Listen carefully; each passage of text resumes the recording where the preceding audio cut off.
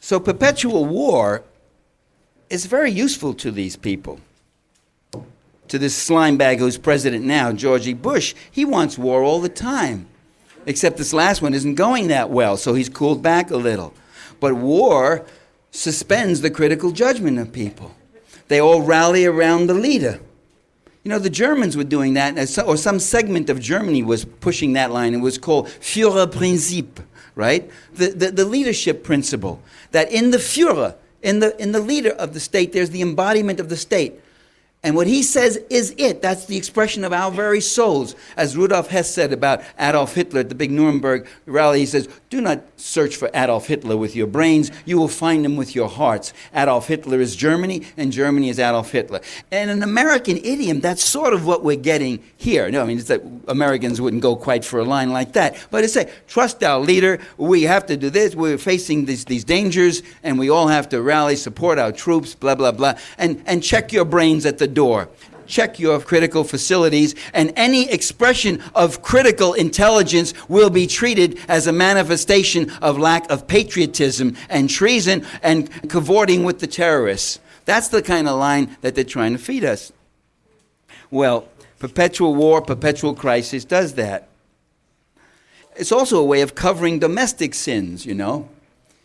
Federalist Paper number 6, Alexander Hamilton, 1787, he said, 1787, he said, many a leader pursues overseas adventures so to distract the people from their domestic grievances.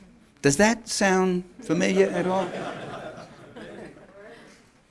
And in July of last year, not this July, the July before this one, the Republican Party was reeling from those scandals. Enron, Halliburton, Harkin, all of these things. The Republican Party was seen as the party of corporate scandal.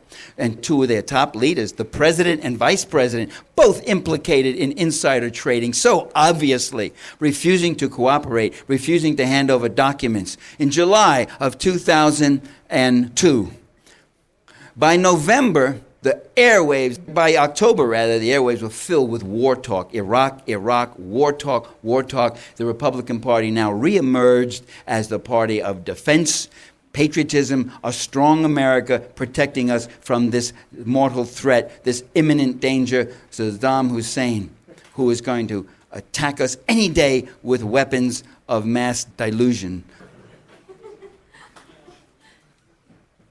And they won a midterm election that they should have never won.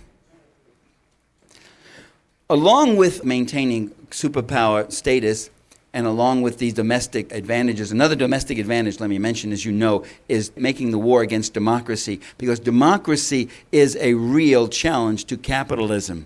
Democracy was a wonderful invention by the people of history. That's what it was under Cleisthenes in ancient Greece in the 5th century, 4th century. That's what it was in Rome in the late 6th century BC. And for 500 years, democracy was an invention by the people of history, the ordinary working people of history. I wrote a book about it. It's right there called The Assassination of Julius Caesar, A People's History of Ancient Rome. It was an invention by the people to protect themselves against the abuses of wealth. That's what democracy was. It was born in class struggle. And that's what it still is today. And that's why it's very annoying and very bothersome to the powers that be.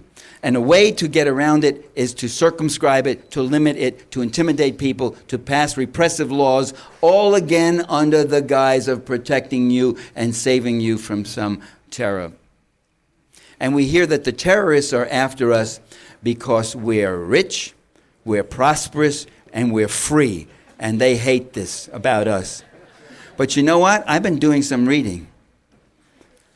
I read an interview of Osama bin Laden by Robert Fisk in an old issue of The Nation, 1998. I just happened to find it in a pile of materials.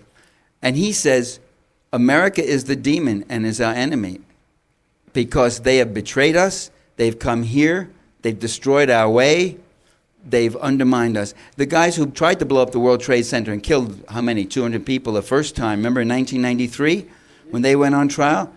They said, we attacked you because you won't leave us alone. Because you've come to our countries, you've taken our wealth, you take our land.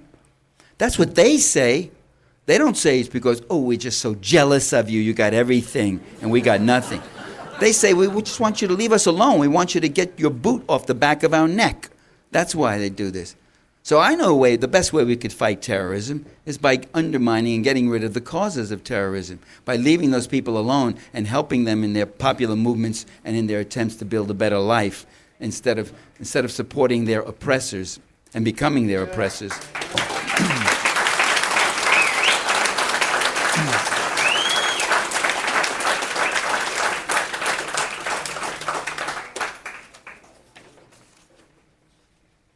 Don't take my word for it. Everything I've been saying here, don't take my word for it. We always say that actions speak louder than words. There are times when words speak louder than actions. When you're trying to decide what is the intent of an action, where the person can't deny the action, but they deny the intent, and they give you another thing. The problem with trying to establish the intent is that nobody's ever seen an intent or a motive. It's not empirical. It's not an empirical thing. Intent is something that is only ascribed or imputed or, deducted. You say, well, he did that because of this, I think, and you look at it that way. Now, what's very interesting is when some people, like rulers, come out and actually give the real intent. They don't talk about democracy and this and that. They tell you what their real interests are. Let me read you a member of the ruling class. He was a senior partner, in one of the richest corporate lawyer firms in America, in New York. It was called the Dulles Brothers. His brother, Alan Dulles, served for a stretch as director of the CIA. He himself, John Foster Dulles, was Secretary of State under Dwight Eisenhower. And this is what he says. He actually comes out and he says it. He says, in order to bring a nation to support the burden of maintaining great military establishments all over the world and at home, it is necessary to create an emotional state akin to war psychology. There must be the portrayal of external menace. This involves the development to a high degree of the hero nation versus the villain nation ideology, and the arousing of the population to a sense of sacrifice. Once these exist, we have gone a long way on the path to war. I mean, he's being very positive about this. He's saying this is a good thing, clever thing. That's John Foster Dulles. So they come out and they say it. I want to read to you one other thing. This was written by a man named Tom Watson. He was a U.S. Senator in 1898. He wasn't a Democrat and he wasn't a Republican. He was a populist. And the populists were a people's party, especially strong in the South and the West, with a lot of working class support and a lot of poor farmer support.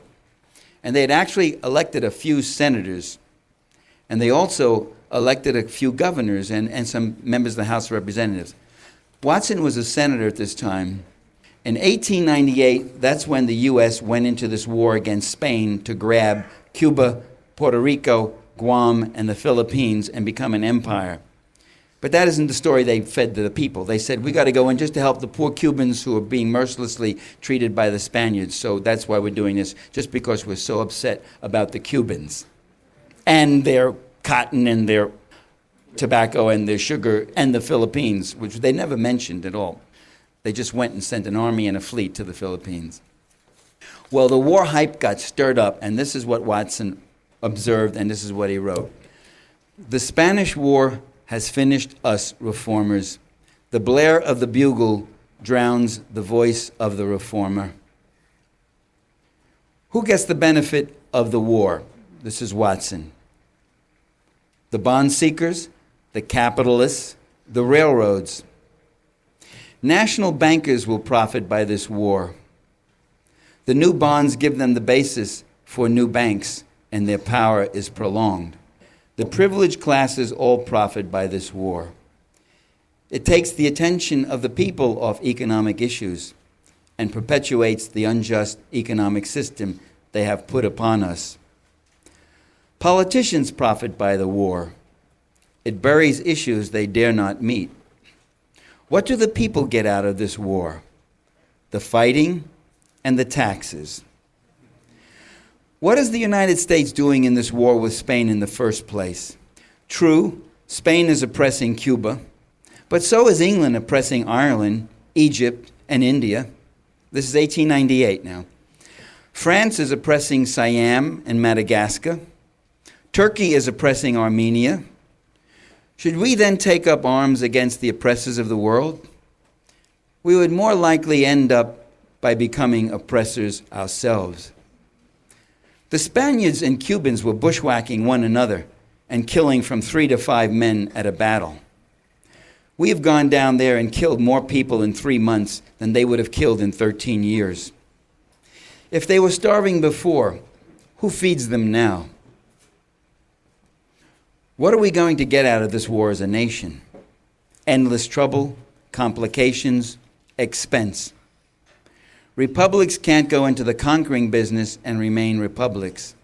Militarism leads to military domination, military despotism. Imperialism smooths the way for the emperor. And as you know, in every president, there's an emperor that's trying to get out,